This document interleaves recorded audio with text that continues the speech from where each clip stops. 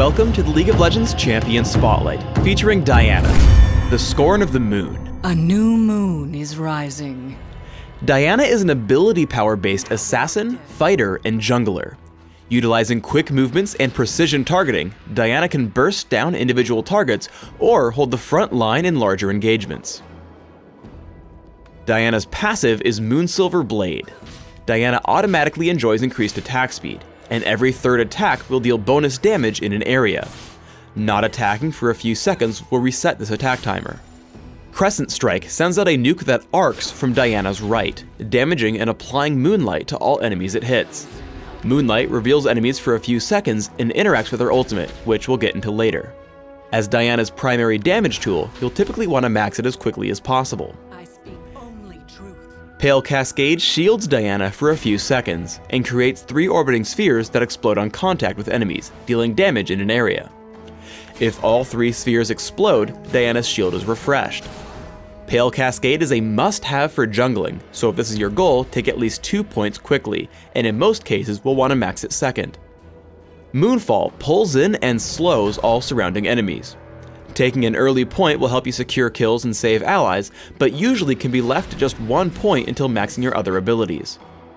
Diana's ultimate is Lunar Rush. Lunar Rush teleports Diana to target enemy and damages it upon arrival. If Lunar Rush is cast on a target afflicted with Moonlight, the cooldown is immediately refreshed. As with all ultimates, take Lunar Rush at levels 6, 11, and 16. There are 4 important notes to remember when jungling as Diana. First, position yourself so that Moonsilver Blade will hit the entire jungle camp. Second, don't use Pale Cascade when the monsters are almost dead, as you'll want the cooldown to be ready for the next camp. Third, make sure you get full use of Pale Cascade's shield. Don't activate it until jungle monsters start actually attacking you. Finally, try to position such that detonating the spheres from Pale Cascade hit all the monsters of the camp. When ganking, try to get into position to land Moonfall first. Here Diana is able to flash into range from Moonfall, hitting all 3 spheres in Pale Cascade as well as Crescent Strike and Moonsilver Blade. It's important to save Moonfall until your opponents actually try to run. As Diana takes on Hecarim with the help of her team, she deals as much damage as possible with the rest of her abilities. Only once he tries to run does she hit Moonfall, pulling him back into range for Tarek's Dazzle and the kill. In order to gain a bit of extra speed when clearing the jungle, or escape from chasing enemies, remember that you can reveal jungle monsters with Crescent Strike, and then jump to them with Lunar Rush. If you generally save Lunar Rush until you can put Moonlight on your target, it's usually worth using it again if it will secure the kill.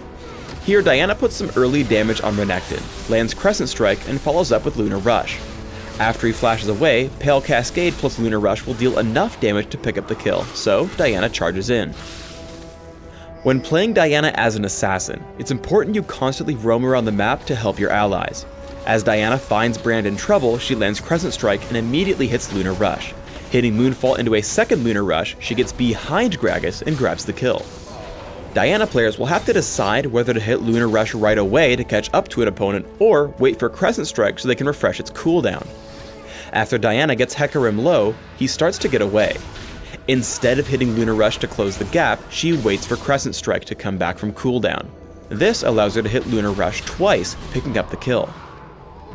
As the game wears on and turrets fall, Diana should look for opportunities to sneak through the jungle and flank her opponents. Using Pale Cascade and Moonfall, she pulls Brand in for an easy Crescent Strike, into 2 Lunar Rushes and Moonsilver Blade for the kill. In teamfights, it's important that Diana focus on assassinating the highest priority targets first. Here, as a battle breaks out, Diana takes the time to kill both Nunu and Brand. This leaves Kog'Maw untouched and allows him to clean up the fight, killing Diana before she can do anything to him. When building Diana, I recommend starting with early game ability power damage, rounding out your end game with some extra durability. I also recommend getting a bit of early armor and attack speed when jungling. For runes, try attack speed marks, flat armor seals, flat ability power glyphs, and flat ability power quintessences. Consider 21-9-0 masteries, taking all the magic damage increasing masteries in offense, plus minion damage reduction and bonus health in defense. For summoner spells, try either Flash plus Smite for jungling or Ignite for further champion killing power. When building items, I like to open with Boots of Speed and Health Potions, plus a Prospector's Ring on Dominion. When jungling, I add Philosopher's Stone and Heart of Gold for extra income. Rabadon's Death Cap massively increases my damage, Abyssal Scepter grants a nice mix of damage and durability, and Frozen Heart ensures I can survive tough fights.